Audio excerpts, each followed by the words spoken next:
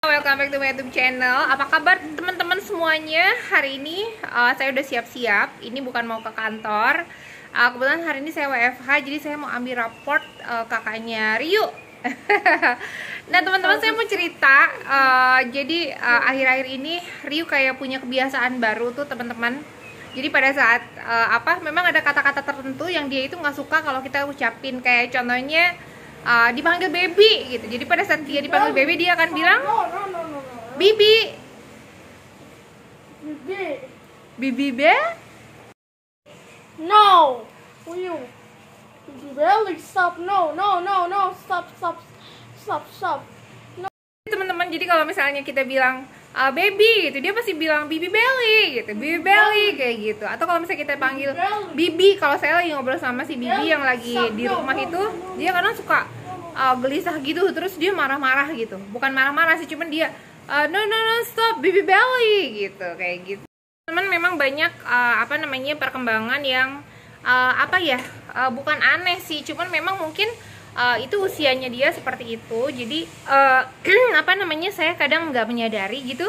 Kayak contoh saya tepuk tangan nih, truk gitu. Nah tepuk tangan, nanti dia langsung cari pojokan, terus dia bilang bibi belly gitu. Dia berdiri di pojokan dan bilang bibi belly, seperti itu teman-teman.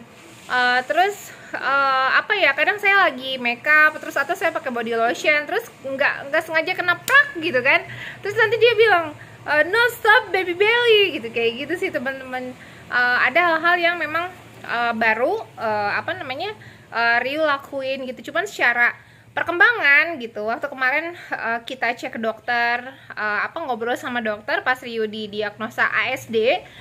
Dokter bilang sih Ryu memang ASD bu, cuman kalau dibandingkan teman-teman yang ASD lainnya, Ryu ini sangat baik perkembangannya gitu, karena memang dia mengenal huruf, dia bisa baca, terus dia juga bisa berkomunikasi dua arah. Cuman memang untuk orang-orang baru dia agak sulit untuk ngobrol gitu sih teman-teman. Terus juga kayak misalnya instruksi dari orang-orang yang dia nggak kenal tuh dia nggak mau ikutin gitu. Tapi kalau misalnya memang dia udah kenal, udah lama ngobrol, itu baru dia mau berkomunikasi. Itu sih Ryu gitu. Dan saya tuh sepertinya sangat mengenal anak saya gitu ya. Jadi kalau yang namanya diagnosa kan tuh diagnosa dokter, cuman saya sangat mengenal anak saya. Jadi setahu saya, kayak contoh misalnya dulu waktu Ryu misalnya Ryu masuk suatu tempat gitu, pada saat dia masuk suatu tempat pastinya dia itu akan pengenalan dulu, mengenalinya seperti apa ya, dia akan keliling dulu, lihat-lihat sekeliling seperti apa gitu, kayak gitu sih. Sekelilingnya dilihat dulu seperti apa, muter-muter kemana-mana gitu. Nanti kalau misalnya dia udah tahu lingkungannya seperti apa, dia akan kalem sendiri gitu sih teman-teman gitu, dan dia akan bisa diem di tempat itu. Buktinya kalau dia misalnya ada di rumah, dia diem kan gitu, nggak ngapa-ngapain gitu. Artinya memang itu hanya pengenalan tempat aja. Itu sih teman-teman.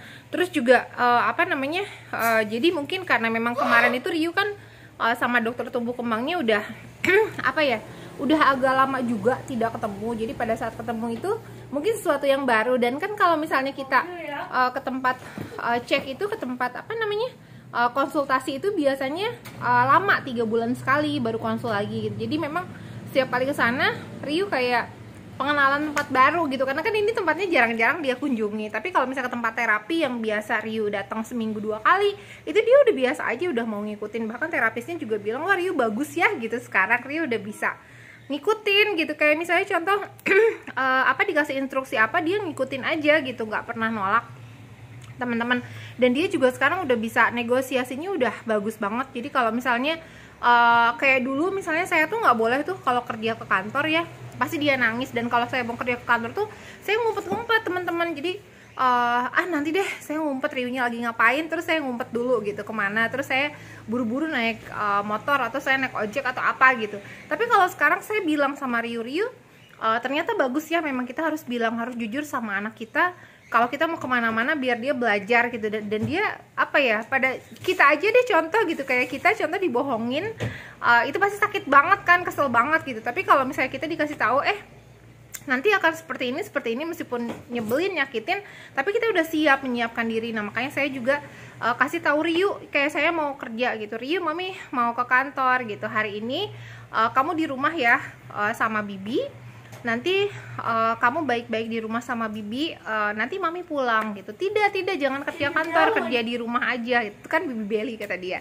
Nah nanti saya bilang tapi kan mami kalau misalnya kerja nanti pulangnya bawa uang banyak gitu. Nah nanti pengen ke mall, dibilang ya udah nanti kalau misalnya mami udah pulang kerja besok kita ke mall gitu. Dan itu janji saya itu memang saya implement sama Ryu gitu. Jadi kalau misalnya saya janji apapun pasti saya tepati. Jadi dia ada kepercayaan di situ kepada saya. Oh iya ya mami kalau misalnya ngomong pasti ditepati. Makanya apapun kata-kata saya, kayak contoh saya mami mau ke kantor, oke, tapi pengen ke mall, oke gitu. Kalau misalnya kita nggak bisa ke mall besok ya udah nggak bisa ke mall besok, tapi nanti ya minggu depan bisa seperti itu. Terus kayak misalnya contoh ke mall itu dia kan seneng banget ke playground gitu ya. Saya bilang tapi hari ini besok kita nggak ke playground ya, atau misalnya hari ini kita nggak ke playground ya. Kenapa nggak playground? Kita uangnya nggak ada gitu. Dan dia udah paham itu teman-teman. Jadi sangat memahami itu. Jadi sekarang udah ringan banget deh.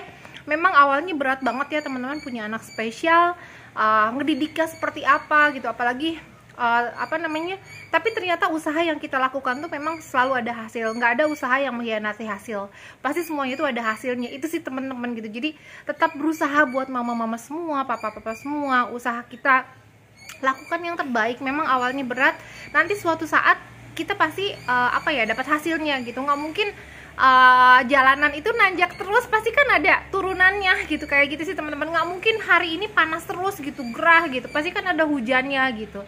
Kayak gitu sih teman-teman. Jadi semuanya berganti. Nggak mungkin ini anginnya kencang terus, pasti ada kalemnya. Seperti itu sih teman-teman.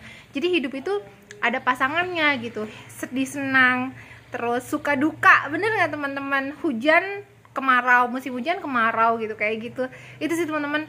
Tetap semangat buat semuanya.